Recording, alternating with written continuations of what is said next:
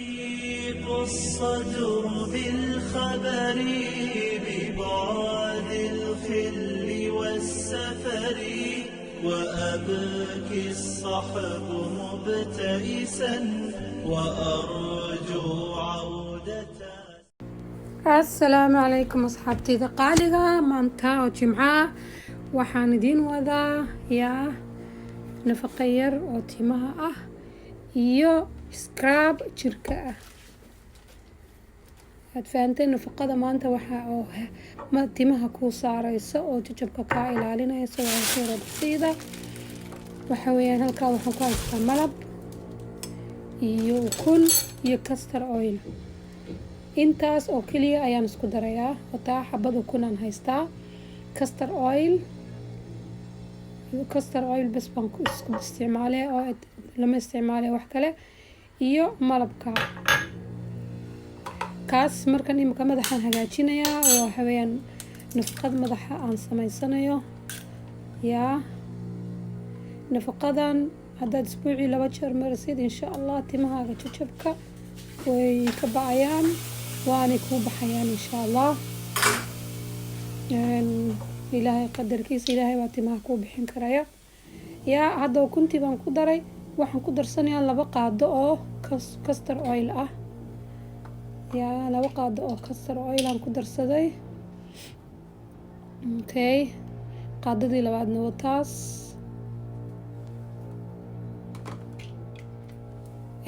kolba say timahaaga u dheer yihiin ama u badan yihiin aniga intaas ku filan timahayga. timahaaga hadday dheer yihiin waad kordhinaysaa 2 xabo oo kuna wax kasta double baad ka dhigaysaa. 1 qaado oo malab ah. 1 qaado oo malab aan ku darsaday.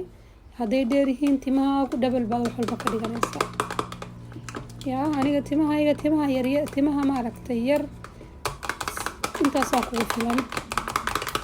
xabadka yar kama wada qaar baa timahooda badan yihiin qaarna way yar yihiin marka aniga dadka timaha yar yihiin baan ku midahay.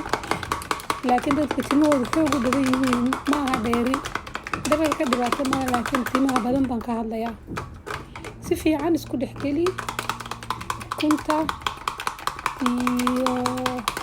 ama beedka iyo maxaan ku leeyahay qaadada malabka iyo 2 qaado ee castor oilka. castor oil faa'iido badan bay timaha u leedahay jajabkay ka bixisaa way bixisaa kaale iska arag timaha ka dhigta ukunta nafaqay siisaa maasha Allah nafaqo dhan bay siisaa waxyaabo ay ka maqan yihiin jirku u baahan yahay timuhu u baahan yahay bay siisaa. malabkuna maasha Allah timaha ruudka timaha ayuu hagaajiyaa. xabada dhimatay iyo xabada waxaan ku leeyahay dhimatay waxaan ku leeyahay hoosta ka jabaysa ka soo siibmaysa ayay biisa. hadda halkaa waxaa iigu haray qaado kale oo malaba waxaan sameysanayaa scrubka jirkii madaxa halkaasaan dhigtay. hal mar baan rabaa inaan nuqus ku siiyo. yogurt baan haystaa. halkaa qaado malaba iigu jirta iyadana. malabkaas aan idiin sheegay jirka aad iyo aad buu ugu fiican yahay. 1 qaado oo yogurt ah baan haystaa aan ku darsaday. 1 qaado oo malaba iyo 1 qaado oo yogurt ah. haddaad doonaysid waad ku kordhisan kartaa. haddaad doonaysid jirka 2 ilaa ka dacal titow inaad marsatid waad marsan kartaa. aniga waxaan rabaa 2 gacmood iyo 2 lugood bas inaan marsado jirka inta kale uma baahno ma marsanayo maanta. laakiin haddaad doonaysid jirka oo dhan inaad wada marsatid waad isticmaali karaysaa. waad kordhisan kartaa. jeex liin dhanaan aan ku darsaday. jeexa liin dhanaantaas aan idiin sheegay aniga liin dhanaanteeda biyo ay leedahay. waa malqacad qaadada aan cuntada ku cuno mugeed oo liin dhanaana waad ku darsanaysaa. intaas isku garaacaysaa si fiican baad isku dhexgelinaysaa.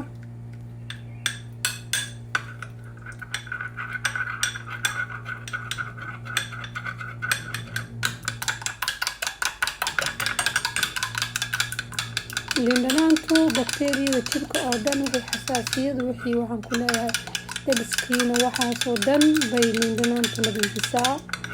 yogodka isaga laftirkiisa nafaqooyin badan iyo faa'iidooyin badan baa ku jira.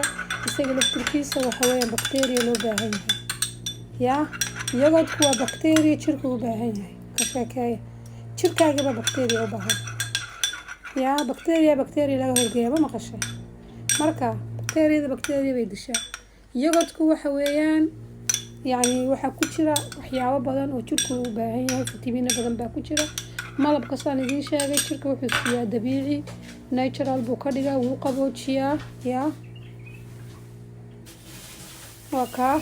waxaan ku darsanayaa hadda bariis shiidan bariiska guriga idin yaalaad shiidi kartaa boodar ka dhigan kartaa bariiskaasi wuxuu galaa qaybta caddeynta jirka wuu caddeeyaa light buu ka dhigaa scrub buu leeyahay scrubkaas jirka markaad sidaa ugu xoqdid waxaan ku leeyahay dhuuxa waxaan ku leeyahay uska kaga jira ayuu soo saarayaa laftiya dhuuxa ayuu jirkaaga ka gelayaa markaad saa ugu xoqdid wax yaroo sonkor uu leeyahay scrubka yarkaad ku xoqaysaa marka jirka soo yaro qalalo markaasaad waxaan ku leeyahay kaaleyskaara jirka oo dhan waxaan ku leeyahay saas wuxuu uga dhigay uga soo saarayaa uska geeya xilba waad fahanteen hadda intaas waan isdhex geliya intaas saasaad ku daysan kartaa aad jirka ku marsan kartaa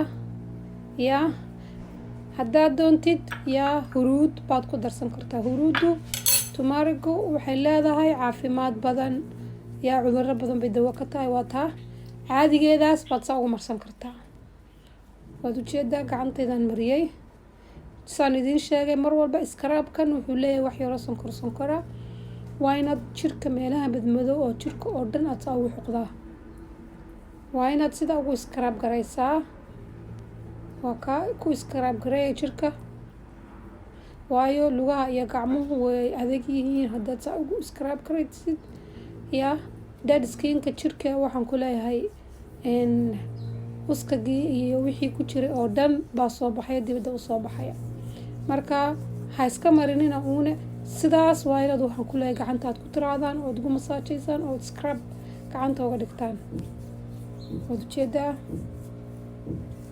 alaabtan haddaad isbuucii hal mar marsatid markaad fasaxa tahay waa okay haddaad 2 jeer marsid waa okay haddaad maalin walba marsanaysidna waa okay wax dhibo ku imanaya male waa waxyaabo dabiiciya intaad sidaa u marsatid oo kale maalintii baad biyaha shaawarkaaga hore ka gelaysaa okay haddana waxaan tusayaa inaad huruud ku darsan kartaan aniga qaybtan kale huruud baan ku daray waa in waxaan u baahanahay huruud yar inaan dhalaal yar iyo huruud yar iyo dahabi jirka inuu noqdo markaan marsado wataa wax yar waad ka badsan kartaa huruudda cusbur baad ku darsan kartaa haddaad huruudda nacaysid laakiin cusburkii huruudda faa'iido badan wataa qaybtii kale huruudda aan mariyey gacantayda kale aan mariyey waad ujeedaan wax faraqa u dhexeeya male faraqa u dhexeeya waxa weeyaan tan aad huruudda marisay hadhow markaad aad meydhatid maasha allah dhalaalkaaga baxaya waayo huruudda qaybta cadayntuna way gashaa anta bacteria weeyaan oo waxaan ku leeyahay bacteriada dhan bay soo saartaa imka eeg gacantii huruudda lahayd iyo gacantii caadiga ahayd si u kala duwan farqiga u dhexeeya hadhow markaad meydhidna farqigaasaa u dhexaynaya waad ujeedaa jirkoo dhan baan mariyey way igu qalashay markay soo yaro qalasho waad ku iskaraab garaynaysaa iskaraab baad saaraysaa waad gacantaada xoog si fiican aad ugu iskaraab garaynaysaa waad ujeedaa maasha allah siday way igu qalashay si fiican baan jirkii ugu iskaraab gareeyey oon gacanta ugu masaajeeyey waa taa markaan ka dhaqay sidaas ayay soo baxday jirkayga saasuu soo baxay liisho maasha allah aada u jeedaan si hadda u taabataan waxa weeyaan jirka baybiga oo kale weeyaan saafi daxiin buu jirka ku noqonayaa maasha allah aad baad ugu mahadsantihiin daawashada videogan walaalahaygana aadka u jecelahay insha allah waad ka faa'iidaysan doontaan maalmaha aad fasaxatiin haddaad shaqaysaan haddii kale guriga intaad joogtaan baad nuq intaad isku siisaan intaad cuntada karinaysaan dheriga markaad karisaanna waxaan kula intaad xamaamka hore u gashid baad shaawarkaaga qaadanaysaa waad fahantiin baan u malaynayaa aad baad u mahadsantihiin walaalaha aan jecelahay asalaamu calaykum waraxmatullaahi wabarakaatu الصدر بالخبر ببعد الخل والسفر وأبكي الصحب مبتئسا وأرى